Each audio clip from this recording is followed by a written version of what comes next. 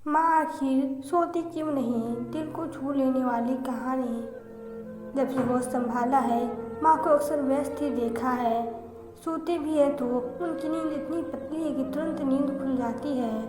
पता नहीं सोती भी है या जागती रहती है। माँ को दिन में भी कभी सोते भी नहीं देखा। किसी दिन अगर आधे घंटे के लिए उनकी आँख झपक जाती तो शाम में हम सबसे लड़ती कि मुझे क्यों नहीं उठाया, मुझे तो बहुत सारा काम था।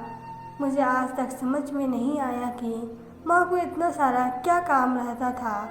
आज माँ बनने के बाद मुझे भी महसूस होता है कि एक गृहिणी का काम तो कभी ख़त्म ही नहीं होता।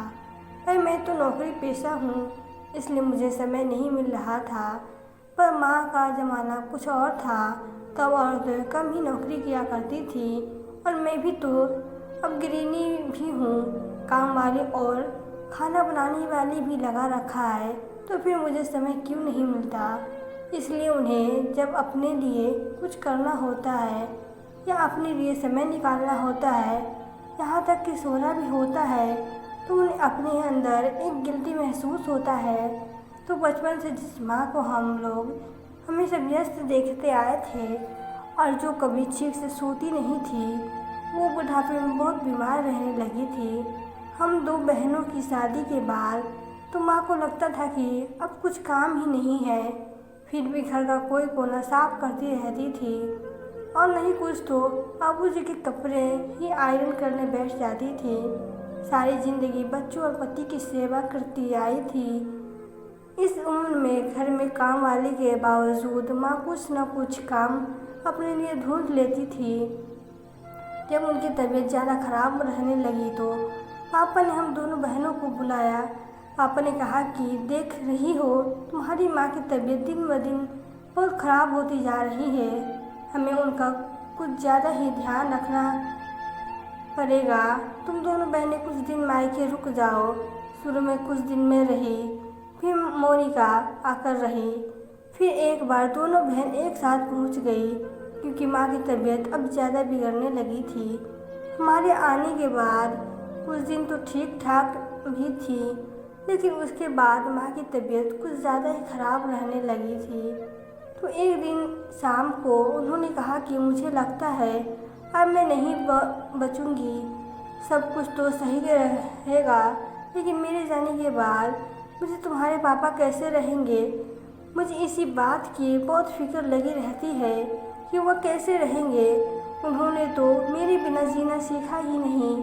तब मैंने आगे हाथ बढ़ाकर माँ को कहा, माँ आप इसकी फ़िक्र मत करो, हम दोनों बहनें हैं ना, हम दोनों पापा को संभाल लेंगे। लेकिन आपको अभी जाने की कोई ज़रूरत नहीं है। आप दोनों रहो और खुश रहो, हमें आप दोनों की ज़रूरत है।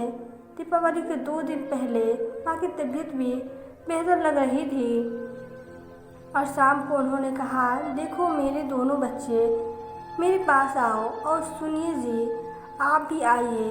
कल को अगर मैं नहीं रहूं तो याद रखना, दीपावली, होली, दशहरा हर त्यौहार अच्छे से मनाना, क्योंकि मुझे तो त्यौहार मनाना बहुत पसंद है। और खुश रहना, क्योंकि मुझे सब कुछ खुश चेहरे पसंद है। और आप अपने काल बुझाते रहना। बाबूजी शायद कुछ समझने लगे थे, इसलिए गंभीर होकर उन्होंने माँ का हाथ पकड़ कर कहा, सुना ना, क्या कह रही हो, तुम कहीं नहीं जा रही हो, बस हम तुम्हें कहीं नहीं जाने देंगे।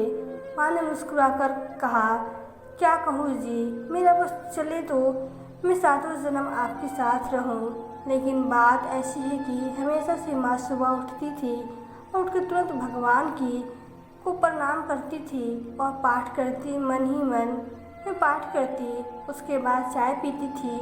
हमेशा से हमने 5:30 से 6 बजे के पहले ही उठते देखा था माँ को। अगले दिन 6:30 बजे गए और माँ नहीं उठी थी। मैंने पापा को कहा, पापा चाय बन गई है, ठंडी हो रही है, माँ नहीं उठी, माँ को उठाइए ना। माँ नहीं उठी है, अच्छा नहीं लग रहा है, चलो ना दीदी, माँ को जगाते हैं। काश तब मैंने माँ को उठा दिया होता। काश कि मैं समझ कि माँ किस गहरी नींद में सो रही है। और जब पापा ने माँ को आवाज़ दी और उन्होंने उठाने की कोशिश की तब भी वो नहीं उठी। असल में उसके बाद माँ फिर कभी नहीं उठी। माँ चिर निंदा में सो गई थी। उसके बाद किसी ने माँ को नहीं जगाया। तो दोस्तों, आपको यह कहानी कैसी लगी? अगर कहानी अच्छी लगी हो तो वीडियो को लाइक करें और प्लीज़ चैनल को सब्सक्राइब करें। Thank you.